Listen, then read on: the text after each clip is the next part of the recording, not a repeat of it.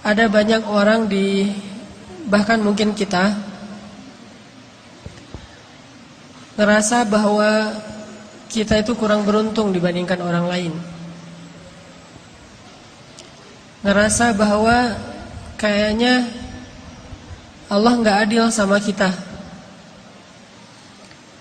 Karena kita melihat orang lain mendapatkan banyak nikmat, sedangkan kita enggak. Kita ngerasa kayak orang yang paling dicurangin dalam hidup oleh Allah Subhanahu wa taala. Kita ngerasa kayaknya orang yang paling sengsara di antara semua manusia. Ketika kita membandingkan hidup kita dengan hidup orang lain. Kalau kita pernah ngerasa kayak gitu, gara-gara kita sedang diuji oleh Allah dengan satu masalah, pasti kita berarti belum mengenal Allah Subhanahu wa taala. Ada orang yang diuji mungkin dengan ujian fisik. Dan kadang-kadang itu bukan ujian sebetulnya. Dia aja yang tidak mampu bersyukur atas nikmat fisik yang Allah berikan. Dia ngerasa warna kulitnya adalah ujian. Kayak saya gitu. Alhamdulillah ini mah bukan hitam, eksotis. Ada orang yang ngerasa jenis rambutnya adalah ujian. Ada orang yang ngerasa tinggi badannya adalah ujian. Ada orang yang ngerasa bentuk hidungnya adalah ujian. Ada orang yang ngerasa gemuk dan kurusnya adalah ujian. Ada orang yang bahkan ngerasa nasab keturunan adalah ujian. Sehingga bagi dia menjadi orang yang paling tidak beruntung karena diberikan fisik yang menurut dia tidak ideal. Ini pasti orang gak kenal Allah Subhanahu wa ta'ala. Kalau dia kenal Allah Subhanahu wa ta'ala, maka dia akan melihat sebaliknya. Kalau dia kenal Allah Subhanahu wa ta'ala, alih-alih dia mengeluhkan nikmat, justru dia makin bersyukur kepada Allah. Ada juga orang yang merasa dirinya paling menderita karena melihat dirinya orang yang paling tidak beruntung dalam urusan harta. Dia menilai orang lain lebih beruntung karena gajinya lebih besar, karena diberikan nafkah oleh suaminya lebih banyak, karena kendaraannya lebih baik, karena rumahnya lebih luas, karena tempat kerjanya itu lebih bergengsi, karena titel dan gelar-gelarnya itu lebih tinggi, sehingga dia merasa karena hartanya terbatas menjadi orang yang paling sengsara di muka bumi. Ini juga orang yang gak kenal sama Allah. Atau ada juga yang ngerasa dirinya tuh paling menderita karena masih jomblo. Dia cemburu kepada temannya yang nikah. Bahkan dia cemburu kepada temannya yang baru putus. Lo masih mending ngerasain gimana putus. Dah gua jadi juga gak pernah katanya. Jadian juga gak pernah, apalagi putus. Ada banyak banget hal yang dikeluhkan oleh manusia untuk dia ngerasa pantas menyebut dirinya itu sebagai orang yang paling sengsara. Ada banyak hal yang dianggap oleh manusia itu pantas dikeluhin kepada Allah Subhanahu wa taala karena memang dia ngerasa dicurangin oleh Allah Subhanahu wa taala. Abu Ubaidah bin Jarrah kekuasaan sebagai gubernur di Syam, Suriah. Sehingga suatu hari ketika dia sedang memantau keadaan rakyatnya, lagi belusukan, keliling-keliling gitu, Abu Ubaidah pernah melewati suatu hutan yang tidak ada penduduk tinggal di sana. Tiba-tiba Abu Ubaidah bin Jarrah menemukan sebuah gubuk kecil di tengah hutan. Ini lagi lewat nih bersama pasukannya, kayak lagi ada ekspansi gitu. Tiba-tiba ngelihat tiba-tiba Abu Ubaidah melihat sebuah gubuk di tengah hutan. Terus karena penasaran, Abu Ubaidah pun mendekat ke gubuk itu. Dari luar gubuk, Abu Ubaidah mendengar suara seorang laki bertahmid kepada Allah.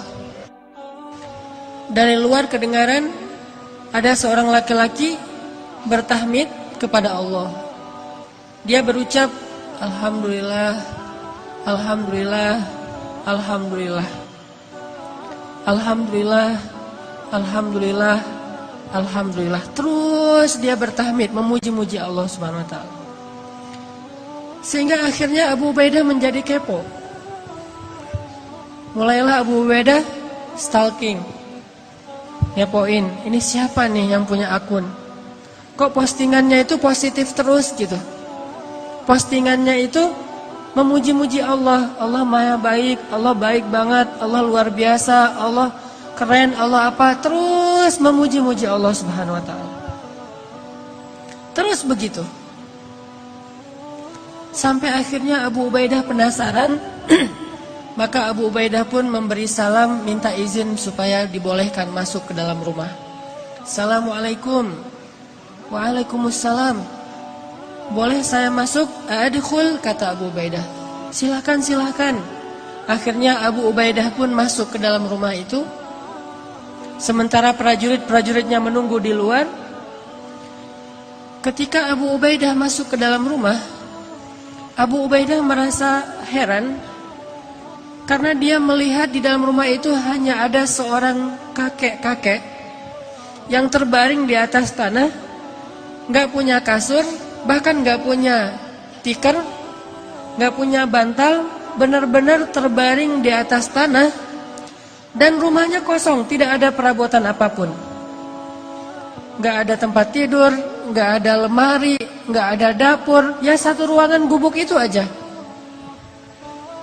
Dan dia melihat seorang kakek-kakek terbaring sedang memuji-muji Allah Subhanahu wa taala. Ketika Abu Ubaidah mendekat kepada kakek ini, ternyata Abu Ubaidah baru ngeh kakek ini adalah seorang tunanetra. Tidak bisa melihat. Lalu dia melihat kaki kakek ini dalam keadaan lumpuh, tidak bergerak. Usianya sudah sangat tua, matanya buta, tubuhnya lumpuh. Yang bergerak dari tubuhnya cuma bibir saja, sambil berucap Alhamdulillah, Alhamdulillah, Alhamdulillah. Abu Ubaidah pun duduk di sisi kakek ini. Kemudian Abu Ubaidah bertanya,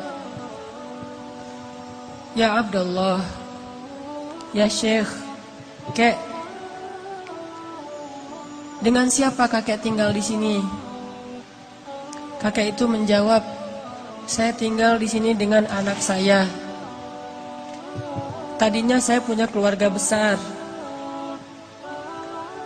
Saya punya istri, punya beberapa orang anak. Tapi istri saya sudah meninggal, anak-anak saya sudah meninggal, cuma tinggal satu orang. Terus kakek kenapa tidur di sini? Kata kakek itu, saya lumpuh dan saya tidak bisa melihat.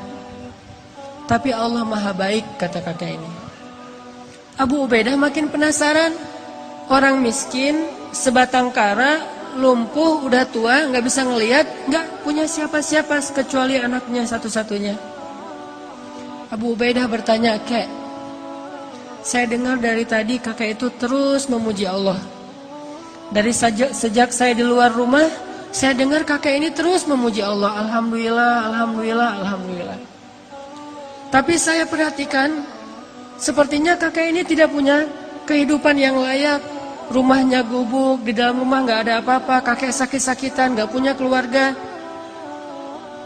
Saya penasaran apa yang kakek syukuri kepada Allah sehingga kakek tidak berhenti mengucapkan Alhamdulillah. Perasaan nikmatnya kayak gini-gini aja nih. Terus apa yang kakek syukuri? Kakek ini tersenyum. Kemudian kakek ini mengatakan, wahai Tuan, ada 2 nikmat yang diberikan Allah kepada saya, dan itu lebih saya cintai daripada dunia dan seisinya. Yang nikmat ini tidak diberikan kecuali kepada orang-orang yang Allah cintai saja.